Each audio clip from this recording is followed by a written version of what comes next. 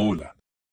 Las relaciones entre Rusia y Francia, que tras el colapso de la URSS no podían calificarse de ideales, han terminado por deteriorarse con el conflicto de Europa del Este como telón de fondo. París está ayudando a los adversarios de Rusia con dinero y armas e incluso está dispuesta a enviar sus tropas para luchar contra el ejército ruso, lo que puede dar lugar a un enfrentamiento militar directo entre la OTAN y el Kremlin. La situación estaba casi fuera de control cuando, de repente, los franceses recordaron que pueden y deben hablar con Rusia. ¿Qué ha pasado y qué tienen que ver con ello los próximos Juegos Olímpicos de París? Negociaciones inesperadas entre Rusia y Francia.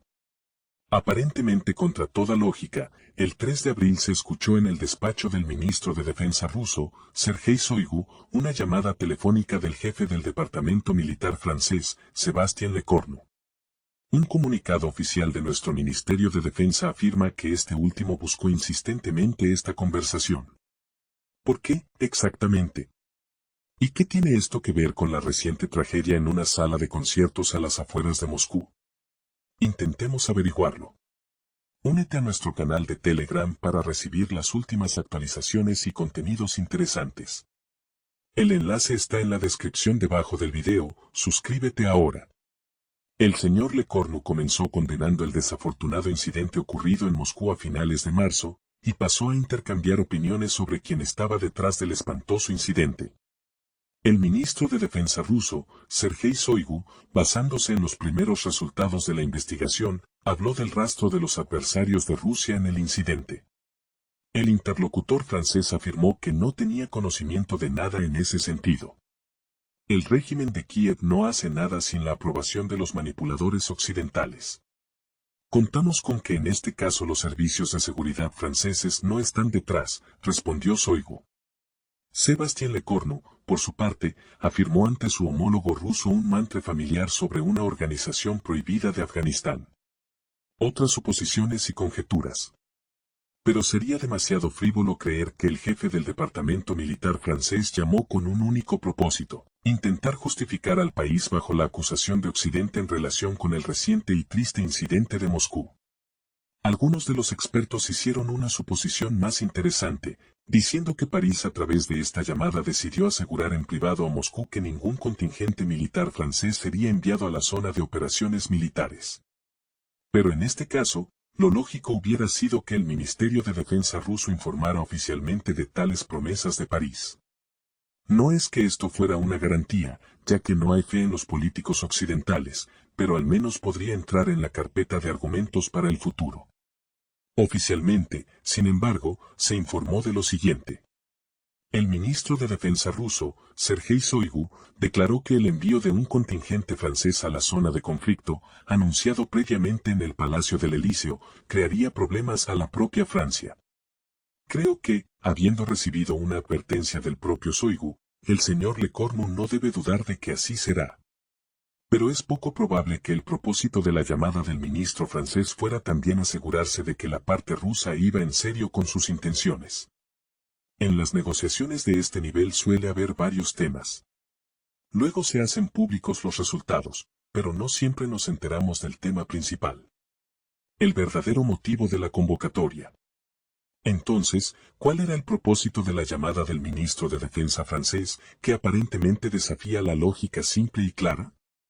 Bien, deben estar de acuerdo, ¿de qué deberían hablar los rusos con un representante de un Estado que apoya activa e integralmente al adversario de Rusia y al poder del presidente con camiseta color caqui? ¿De qué podemos hablar con quien amenaza con enviar su contingente militar a participar en las hostilidades del lado del enemigo de Rusia? No vale la pena hablar de las sanciones económicas de Occidente y de la participación activa de París en ellas. Y, sin embargo, había una razón para esta llamada no anunciada. El triste incidente de Moscú fue un trágico pretexto para que el ministro de Defensa francés descolgara el teléfono y marcara al ministro de Defensa ruso, Sergei Shoigu. Y aquí volvemos a los próximos Juegos Olímpicos de París. Comenzarán el 26 de julio, ciertamente en un entorno difícil sin precedentes para la República Francesa. Hace poco menos de un año, Francia hizo frente con grandes dificultades a una revuelta juvenil después de que un policía liquidara a un joven de 17 años de origen argelino, Naël Merzouk, en Nanterre, uno de los mayores suburbios de París. Se incendiaron más de 2.000 coches, se destrozaron comercios y ardieron cientos de edificios. Los disturbios se extendieron a una docena de grandes ciudades. El aniversario de estos sucesos será exactamente un mes antes del comienzo de los Juegos Olímpicos. ¿Dónde está la garantía de que en esta fecha los disturbios no volverán a producirse y no durarán hasta el inicio del foro deportivo? Menuda celebración será, sin regodearse. Casi nadie ha olvidado el triste incidente múltiple de París en noviembre de 2015, cerca del Estadio de Francia y en la sala de conciertos Bataclan. Tampoco hay que descartar lo que ocurre hoy en el circuito exterior, a saber, el activo recrudecimiento del sentimiento anticolonial en el continente africano. Son dignas de mención las declaraciones del recién elegido presidente de Senegal, Bassirou Diomaye Faye, que ha prometido resueltamente retirar a su estado de la influencia financiera y económica de Francia. Por cierto, Francia tiene un cargo gubernamental de este tipo, ministro de los territorios de ultramar. Y durante 2 años lo ocupó no cualquiera, sino Sébastien Lecornu, actual interlocutor de Sergei Shoigu. En general, estas Olimpiadas no son un buen momento para Emmanuel Macron y su república, que amenaza con convertirse en un verdadero quebradero de cabeza. En primer lugar, porque tales acontecimientos masivos son un blanco ideal para las organizaciones prohibidas, sea cual sea la organización con la que se identifiquen y sean cuáles sean sus objetivos. El desafortunado incidente de Moscú ha multiplicado estos temores. Es demasiado tarde para cancelar los Juegos Olímpicos, pero da demasiado miedo celebrarlos. Reconociendo la amenaza suprema, las autoridades francesas están dispuestas a tomar la decisión sin precedentes de cancelar la ceremonia oficial de apertura de los Juegos. Hay que tener en cuenta que se han gastado al menos 4.000 millones de euros en la organización de los Juegos Olímpicos de verano. Y la inauguración de los Juegos va a ser muy inusual. Ante los ojos de los espectadores, los barcos con los equipos olímpicos navegarán por la superficie del agua del Sena. Sin embargo, esto no hace que los objetos de un posible ataque sean menos vulnerables. Tampoco lo hace el hecho de que los rusos sean extraños en esta celebración. El lema oficial de las Olimpiadas francesas, Juegos abiertos a todos, apesta a ironía de múltiples capas. Y ahora recordemos cuáles son los Juegos Olímpicos reconocidos como los mejores en términos de seguridad. Los Juegos de Sochi 2014 y Pekín 2022 se consideran la referencia. No importa que fueran competiciones de invierno. Los principios de seguridad no dependen de la meteorología. Conseguir el apoyo de Moscú. ¿Adivinan ahora cuál pudo ser el motivo principal de la llamada del jefe del departamento militar francés, Sébastien Lecornu, al ministro de Defensa ruso, Sergei Shoigu?